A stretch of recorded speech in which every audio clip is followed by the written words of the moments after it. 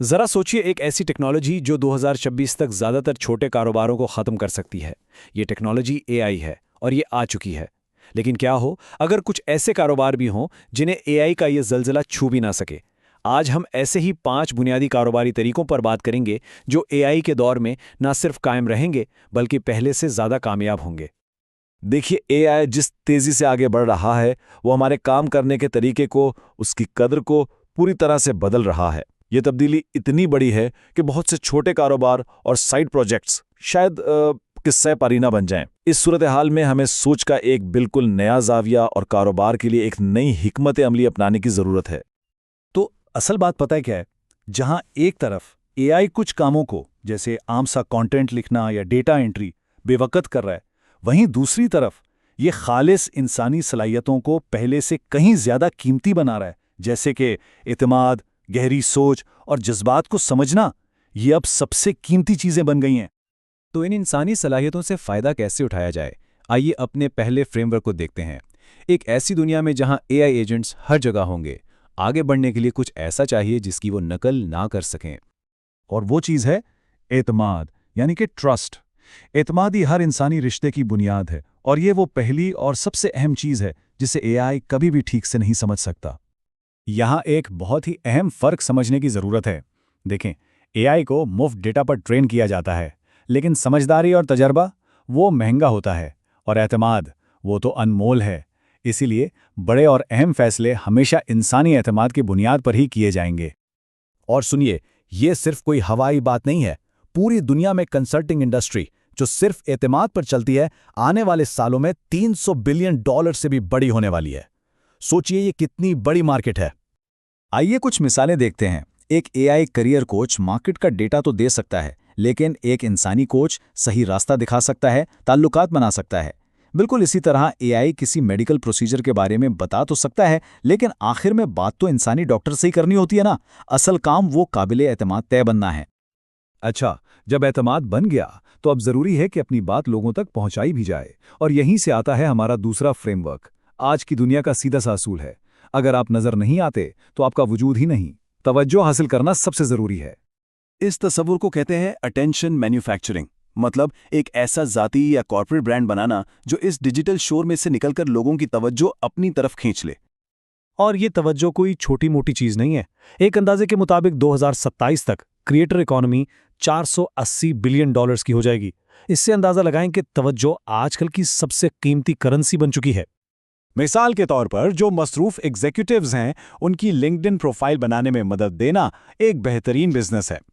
इसी तरह leaders podcast पर आना चाहते हैं, एआई का इस्तेमाल करके बेहतरीन मैच तलाश किया जा सकता है और उनकी कहानी तैयार की जा सकती है।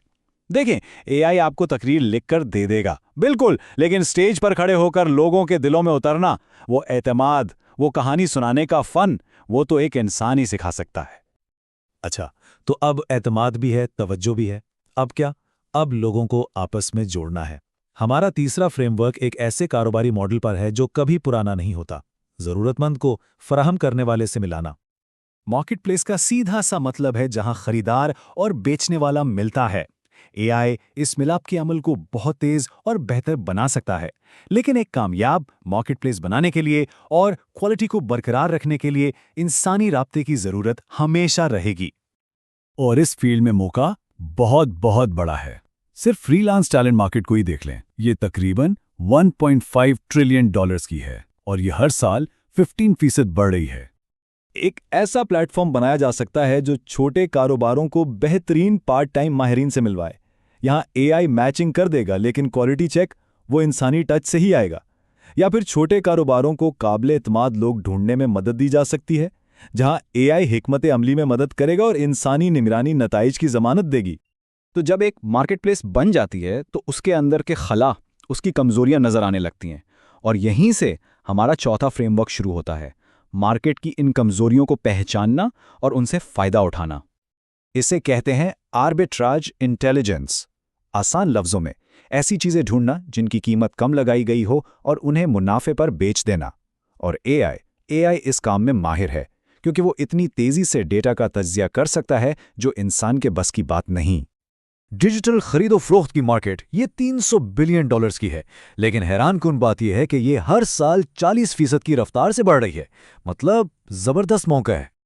जैसे कि एआई ऐसी प्रोडक्ट्स ढूंढ सकता है जो सस्ती मिल रही हैं या ट्रेंड कर रही हैं, उन्हें रीब्रांड करके बेचा जा सकता है। या फिर ऐसी वेबसाइट्स ढूंढना जो अच्छा परफॉर्म नहीं कर रही हैं, उन्हें खरीदकर बेहतर बनाना और फिर बेच देना। ये सब आर्बिट्राज की मिसालें हैं। और अब आते हैं सबसे ज्यादा मुनाफा बख्श फ्रेमवर्क पर, वो चीज जिसे एआई कॉपी कर ही नहीं सकता, इंसानी जज्बात। इसे समझने के लिए सबसे बेहतरीन मिसाल फेरारी की है। अब ये देखिए, होंडा साल में 40 लाख गाड़ियां बेचती है और फेरारी सिर्फ 13,000। लेकिन मुनाफे का मार्जिन देखें, होंडा का 6% और फेरारी का 20%। ये है लग्जरी ब्रांडिंग का कमाल। ये कारकर्दगी का खेल नहीं, ये जज्बात का खेल है। एप्पल के इश्तिहारात याद हैं? वो फ़ोन नहीं बेचते, वो एक एहसास, एक आर्ट बेचते हैं। ये है इंसानी कहानी सुनाने की ताकत। इसी तरह बड़े क्लाइंट्स को टेम्पलेट वाली वेबसाइट्स नहीं चाहिए, उन्हें ऐसी चीज़ चाहिए जो ख़ास उनके लिए बनी हो। और जब कोई बानी अपने दिल से निकली कहानी सुनाता है ना, तो सरमायाकार फ़ौरन मुतासिर हो जाते हैं। ये चीज़ें एआई नहीं कर सकता। तो इस सब का खुलासा क्या है? एआई के इस दौर में 5 चीज़ें हैं जो हमेशा इंसानी रहेंगी: एतमाद बनाना, तवज्जो हासिल करना, लोगों को जोड़ना, छुपे हुए मौके ढूंढना और जज्बात पैदा करना। ये पांचों असूल मिलकर एक ऐसी कारोबारी हिकमत अमली बनाते हैं जिसे एआई हिला भी नहीं सकता। और आखिर में एक सवाल सोचने के लिए, जब एआई लगभग सब कुछ कर सकता है, तो आखिर वो क्या चीज़ है जो सिर्फ इंसान कर सकता है? वो क्या है जो हमें हम बनाती है? एआई के इस तूफान में हमारी अपनी असली कदर क्या है?